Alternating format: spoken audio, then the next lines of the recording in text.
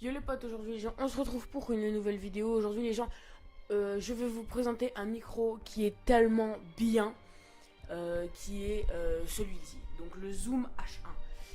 Je me l'ai acheté il y a pas longtemps. Et en fait je voulais trop vous le présenter parce qu'il est tellement bien que pour 100 euros, donc 100 euros c'est vrai que c'est pas très cher, mais c'est quand même assez cher quand même. Je m'explique, c'est-à-dire qu'on va pas mettre 20 euros dans un micro, comme on va pas mettre 300 euros dans un micro. C'est vrai que 300 euros ça fait cher, 20 euros on n'aura pas la meilleure des qualités. Donc 100 euros en fait pour le Zoom H1, je trouve c'est super bien. Pour toutes les petites options qu'il y a là, tout derrière et tout, en fait, je vais vous expliquer tout ça dans cette vidéo. Et en fait, il est juste génial. Avec ça, souvent, si vous l'achetez, je vous conseille de prendre le Zoom H1. Donc le Zoom H1, en fait, c'est un pack qui vient à côté et qui est livré, avec un petit trépied comme ça qu'on vient mettre comme ça derrière. Et comme ça, on peut le visser.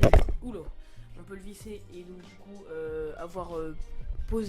pouvoir poser le micro.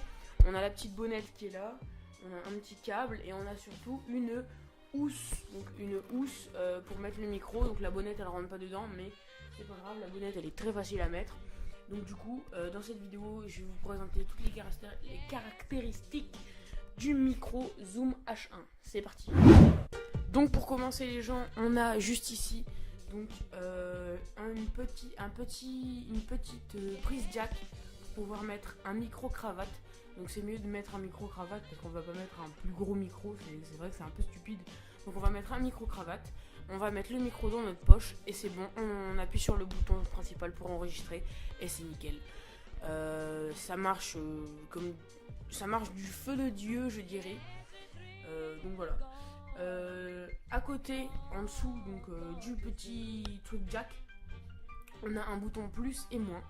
Et donc ce bouton là, en fait, ces boutons là, ils servent justement à augmenter et baisser le volume de notre voix. Donc si on parle trop fort, on peut baisser. Si on parle pas assez fort, on peut monter.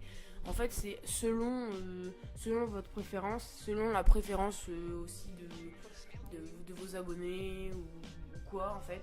Ou selon le bruit qu'il y a autour, si vous voulez baisser et parler plus fort, plus près du micro. C'est vraiment super en fait. On peut monter et baisser le son pendant qu'on est en train d'enregistrer, c'est nickel. En dessous, encore en dessous, on a 3 petits boutons.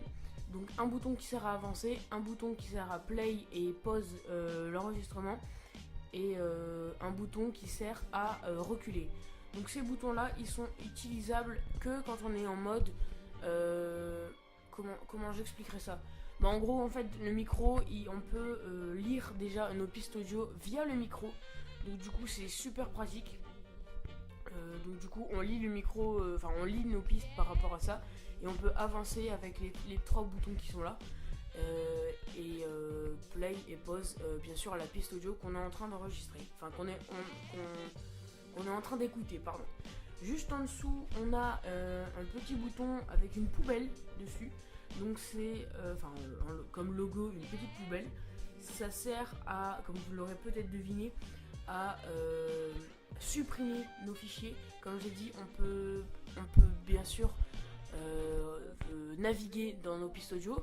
Donc là on va pouvoir venir supprimer nos fichiers si nos fichiers ils sont pas bien, s'il y a un problème, si je sais pas moi, s'il y a plein de trucs. Et on peut venir supprimer directement le truc sans directement connecter le micro à notre ordi. En dessous, donc on a un petit bouton, un petit loquet on va dire. Quand on maintient le truc vers le bas, ça s'allume ou ça s'éteint, ça dépend. Hein. Et quand on le monte, le bouton, ça reste bloqué. Et en fait, ça sert à bloquer tous les boutons. Donc ça sur le côté et derrière aussi. Et en fait ça sert à ce qu'on puisse mettre le micro dans notre poche sans que ça fasse des réglages, des machins, des bidules. Comme j'ai dit tout à l'heure, on peut le mettre dans notre poche, on active ça, on met le micro cravate et tout est nickel. Comme ça c'est super. Donc en fait ça sert à tout bloquer. Donc voilà. Juste en dessous encore, on a juste une petite prise du mini USB il me semble. Et ça sert en fait à mettre ce câble là on met l'USB sur le PC et le mini USB juste ici sur le micro. Et on peut du coup changer nos pistes, on peut transférer nos pistes du micro via l'ordinateur. Et donc du coup c'est beaucoup plus simple que enlever la carte SD, mettre dans une grande carte SD, mettre dans l'ordi. C'est super galère, c'est super long surtout. Et tandis qu'avec ça en fait c'est 10 fois plus rapide et c'est super bien. En face avant, on a donc un écran de monitoring. Enfin, je sais pas si ça s'appelle comme ça, mais cet écran-là, du coup, il sert à voir le volume de notre voix, juste ici. Ici, on voit le timer de la durée du son, en fait. Donc là, ça fait 7 minutes que j'enregistre, mais la vidéo, ça fait un peu moins. J'ai fait le clap pour bien synchroniser la vidéo. J'ai parlé, j'ai machin. J'ai fait plein de trucs et donc du coup, bah voilà. Après, en dessous du coup du petit écran, on a le bouton central qui sert à enregistrer, à commencer à enregistrer. On appuie dessus, ça enregistre. On appuie dessus, ça arrête l'enregistrement. Donc voilà. La face avant, il n'y a rien à vous présenter. À part si, il y a cette petite LED rouge juste ici. Qui sert à... En fait, elle s'allume quand on est en train d'enregistrer. Ça, c'est bien pratique. Par exemple, au lieu de regarder, te plisser les yeux pour regarder l'écran, on regarde la LED rouge, c'est bon, ça rec, on parle, blablabla, c'est nickel. Sur le côté, donc sur le côté, les gens, sur le côté, on a une petite prise jack aussi. Pour cette fois-ci, mettre un casque ou des écouteurs. Parce que pour l'instant, j'ai fait une vidéo qui va pas du tout sortir maintenant parce que elle est aux oubliettes pour l'instant. Et en fait j'ai mis mes écouteurs pour voir si ce que j'enregistrais si ma voix elle était pas trop forte, si ma voix elle était pas trop basse, et voilà.